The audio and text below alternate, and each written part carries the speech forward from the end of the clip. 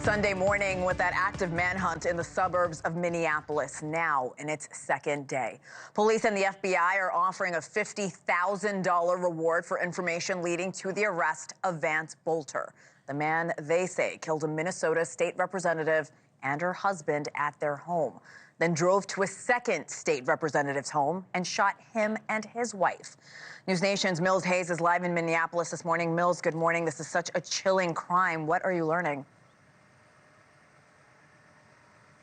Good morning to you, Hena. Well, we know it's day 2 now for this massive manhunt that is using the local, state, and federal resources right now. You mentioning that the FBI is offering a $50,000 reward to any leads that would lead to the arrest of Vance Butler. We know that this is a 57-year-old man who law enforcement believe carried out these attacks on 2 Democratic lawmakers on Saturday early in the morning. We are actually in St. Paul, outside of the Minnesota State Capitol, where there is a memorial that's already growing for the victim and her husband who passed away from this attack. Now, police responded to reports of gunfire at State Senator John Hoffman's home in the Minneapolis suburbs of Champlin, Minnesota, shortly after 2 o'clock in the morning on Saturday. Police then sent officers to check on State Representative Melissa Hortman's home just a few miles down the road in Brooklyn Park. And officers encountered a man dressed as law enforcement that was leaving the house. The suspect and officers exchanged gunfire, but the suspect did escape on foot.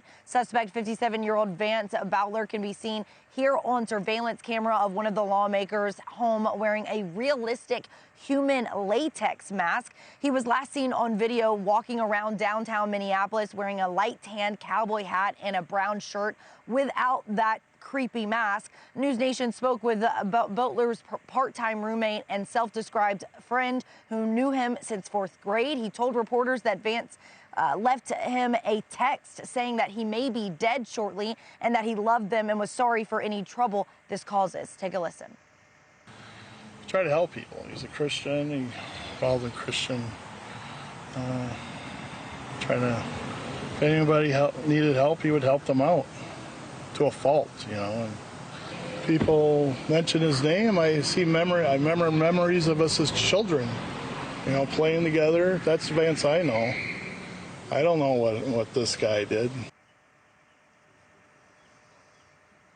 And when Carlson was asked whether or not the suspect was a Republican or a Democrat, Carlson said that he did vote for President Trump and he was a conservative. He was someone who was against abortion, but he also said that it wasn't his entire identity. Now, law enforcement says that the suspect did have a list of 70 targets that he was aiming for, Hena. It's so odd because the Democratic governor is the one who hired him years ago to work for office. What more are we learning about the victims this morning, Mills?